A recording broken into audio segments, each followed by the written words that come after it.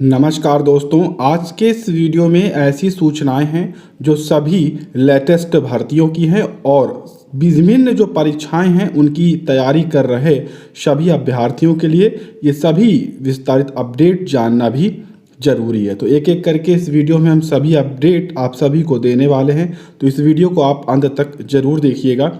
एक यहाँ पर अभी तक आपने अगर वीडियो को लाइक नहीं किया है तो वीडियो को लाइक ज़रूर कर दीजिए और शेयर कर दीजिए इस वीडियो को अपने व्हाट्सएप, फेसबुक व अन्य सोशल मीडिया ग्रुप पर। और अगर अभी तक आपने इस चैनल को रेड बटन दबाकर सब्सक्राइब नहीं किया है तो सब्सक्राइब कर लीजिए ताकि ऐसी ही लेटेस्ट जो अपडेट हैं वो आप तक पहुंच सकें। हम आपको एक महत्वपूर्ण जानकारी दे दें कि इसी वीडियो के डिस्क्रिप्शन बॉक्स में टेलीग्राम ग्रुप का लिंक है। अगर आप उसे ज्वाइन कर लेते हैं तो वहाँ पर दिन भर की जो लेटेस्ट आदेश जारी होते हैं विभिन्न भर्तियों के वो वहाँ पर शेयर किए जाते हैं, वो आप तक पहुँच सकेंगे, इसलिए आप ज्वाइन करें। चलिए वीडियो को शुरू कर लेते हैं। सबसे पहले बात कर लेते हैं उत्तर प्रदेश में कोरोना की स्थिति। यूपी में पिछले एक दिन में 332 मौतें हुई हैं, यह नया रिकॉर्ड है यहाँ पर। और जो संक्रमण की संख्या है वो 34,626 है पिछले 24 घंटे में। हाँ, लेकिन वहाँ पर बताया गया है कि राहत इस 24 घंटे में 32,000 के आसपास यहाँ पर लोग सही भी हुए हैं। कुल मिलाकर जो आंकड़े हैं वो लगातार बढ़ रहे हैं उत्तर प्रदेश व अन्य राज्यों में। इस समय आंकड़े देख रहे हैं आप, स्थिति क्या है। और ये सभी स्थिति केवल बड़े जो शहर हैं जैसे कानपुर नगर, वाराणसी, प्रयागराज, गौतमबुद्ध नगर, गाजियाबाद, लखनऊ, बरेली, मुरादाबाद, यहाँ पर मरीजों की संख्या काफ़ी ही तेज़ी से बढ़ रही है, इसलिए आपको सावधान रहने की आवश्यकता है। मास्क जरूर लगाएं। यूपी बोर्ड की परीक्षा को लेकर अभ्यर्थियों में काफ़ी असमंजस की स्थिति है। अभी तक ये सूचना थी और खुद दिनेश शर्मा जी ने कहा था कि मई के अंत तक परीक्षाएं लगभग कराई जाएंगी, लेकिन यहाँ पर अब स्पष्ट कर दिया गया है कि जो बोर्ड के विभिन्न अधिकारी हैं वो संक्रमित हैं, कोरोना से संक्रमित हैं, जिस कारण से अब परीक्षा फिलहाल तो मई में संभावित नहीं है। जून के अंत तक कह रहे हैं कि यूपी बोर्ड की परीक्षा हम करा सकते हैं, ठीक है। और यहाँ पर साफ तौर पर खुद उप मुख्यमंत्री ने कहा कि ज़्यादातर अधिकारी कोरोना के संक्रमण के चपेट में हैं। अब यहाँ पर जून के अंत तक की बात कही जा रही, तो आप मान कर चल सकते हैं कि जुलाई में ये परीक्षाएं होने की संभावना है। जी हाँ, यूपी बोर्ड की 10वीं और 12वीं की परीक्षा इस वर्ष अब जुलाई में होगी। इससे पहले ये परीक्षा संभावित नहीं हो सकती है। ज़्यादा स्थिति खराब होने पर सभी अभ्यर्थियों को प्रमोट भी किया जा सकता है या सम्मानित अंक भी दिए जा सकते हैं। अन्यथा की स्थिति में जुलाई के आसपास ये परीक्षा आपको देखने को मिलेगी। जून अंत तक आपको एडमिट कार्ड या तारीखें ये घोषित की जा सकती हैं। वहीं पर यूजीसी से सभी जो परीक्षाएं वो स्थगित करने की मांग छात्र संघ कर रहा है विश्वविद्यालयों से, क्योंकि कोरोना संक्रमण के कारण इन परीक्षाओं को कराना सही नहीं है। और इसलिए जो छात्र संघ के अभ्यर्थी हैं वो लगातार यहाँ पर मांग कर रहे हैं कि इन परीक्षाओं को फिलहाल स्थगित कर दिया जाए। शिक्षक भर्ती के लिए आवेदन अब आप 15 तारीख तक कर पाएंगे। जी हाँ, डॉक्टर शकुंतला मिश्रा राष्ट्रीय पुनर्वास विश्वविद्यालय द्वारा पूर्व में जारी किए गए शिक्षक भर्ती के लिए आवेदन की तिथि को कोरोना संक्रमण को देखते हुए बढ़ा दिया गया है। यह विज्ञापन संख्या बात की जा रही 42, 43, 44 और 45 के लिए। इन चारों विज्ञापन संख्याओं की जो आवेदन तिथियां हैं वो 15 मई तक बढ़ा दी गई हैं। अगर आप इसमें आवेदन करना चाह रहे हैं तो इनकी ऑफिशियल वेबसाइट पर जाकर 15 मई से पहले आवेदन जरूर करें। इलाहाबाद विश्वविद्यालय ने ग्रीष्मकालीन अवकाश घोषित कर दिया है। जी हाँ, 4 मई से ये ग्रीष्मकालीन अवकाश घोषित किया है और ये इसलिए किया है क्योंकि कोविड के कारण समय से पूर्व घोषित कोई भी अवकाश नहीं किया जा सकता, लेकिन किया जा रहा है। परीक्षाओं पर निर्णय नहीं हो पा रहा है। 5 जुलाई को अब ये विश्वविद्यालय खोले जाएंगे। संबंधित कॉलेज भी लगभग अब जुलाई में खुलेंगे। तभी मैंने आपको पहले ही बताया है कि प्रथम सेमेस्टर, द्वितीय सेमेस्टर, इस तरह की जो भी पीजी यूजी की जो परीक्षाएं हैं सभी स्थगित की जा चुकी हैं।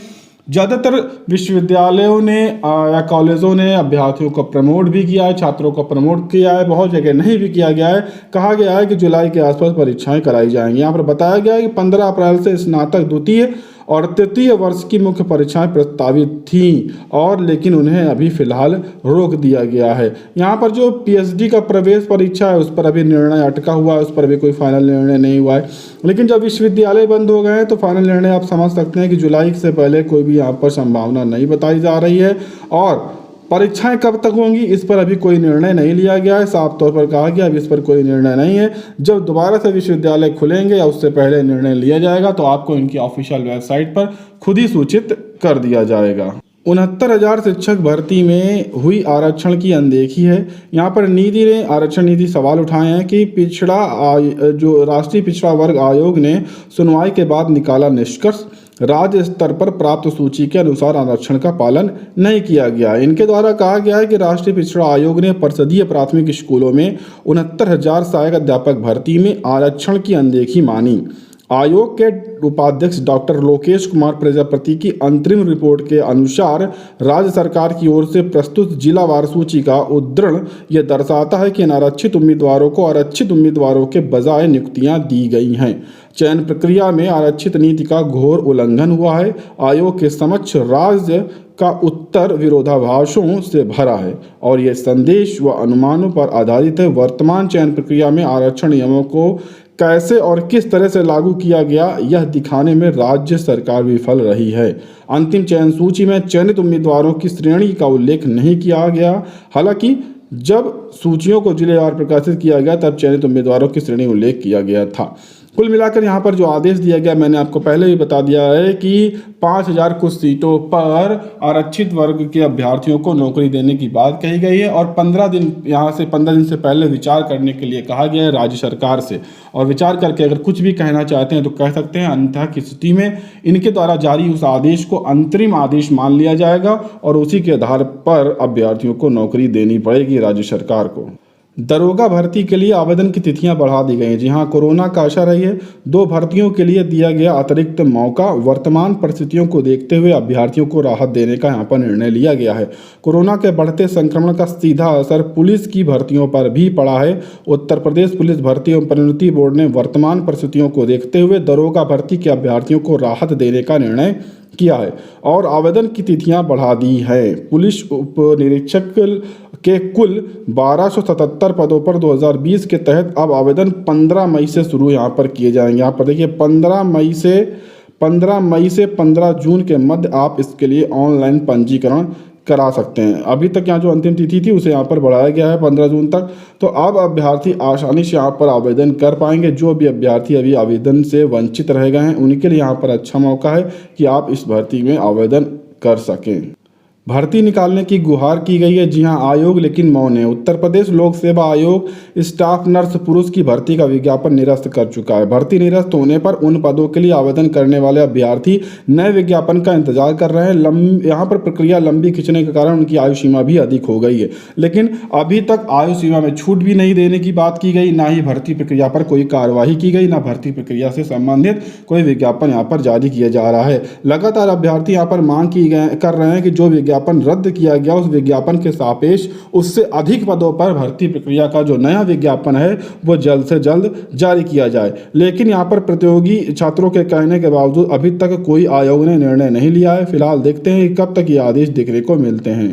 राज्य सरकार और चुनाव आयोग को सुप्रीम कोर्ट का नोटिस मिल गया है। जी हां, पंचायत चुनाव पर शीर्ष अदालत में आज विशेष सुनवाई होगी। सुबह 10:30 बजे से 4 चरणों का जो चुनाव था वो संपन्न तो हुआ, लेकिन 2 मई को जो मतगणना है उसका बहिष्कार करते हुए यहाँ पर जो ड्यूटी करने वाले लोग थे उन्होंने यहाँ पर सुप्रीम कोर्ट की शरण ली है, जिस पर आज सुबह 10:30 बजे से सुप्रीम कोर्ट फैसला करेगा कि आखिर इस पर क्या निर्णय हो सकता है। अभी तक पीसीएस 2021 की परीक्षा को स्थगित करने के लिए कोई आदेश देखने को नहीं मिला है, जिसके चलते अभ्यर्थी लगातार ट्विटर अभियान चला रहे हैं।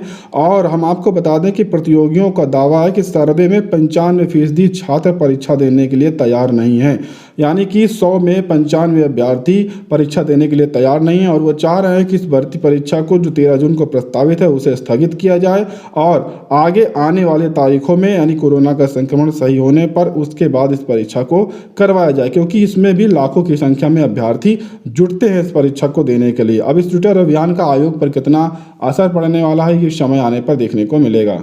एडी बेसिक ने मांगी 28 बीईओ की तैनाती शीघ्र। जी हाँ, उत्तर प्रदेश लोक सेवा आयोग में यहाँ पर होल में कुछ 28 खंड शिक्षा अधिकारी थे जिनके प्रमाण पत्र सत्यापन सही समय पर न होने के कारण उन्हें नियुक्ति नहीं दी गई थी, जिसके लिए वो काफ़ी लंबे समय से इंतजार कर रहे थे और वो लगातार अधिकारियों के चक्कर काट रहे थे, लेकिन अभी तक सुनवाई नहीं हुई थी। लेकिन अब जाकर एडी बेसिक ने यहाँ पर जानकारी मांगी और सुनवाई संभव हुई है। उम्मीद है कि जल्द इन 28 या 30 के आसपास जो अभ्यर्थी हैं जो बीईओ में इनका सिलेक्शन हुआ है वो जल्द से जल्द उन्हें नियुक्ति में शामिल कर लिया जाएगा उनके जो प्रमाण पत्रों के सत्यापन करने के बाद।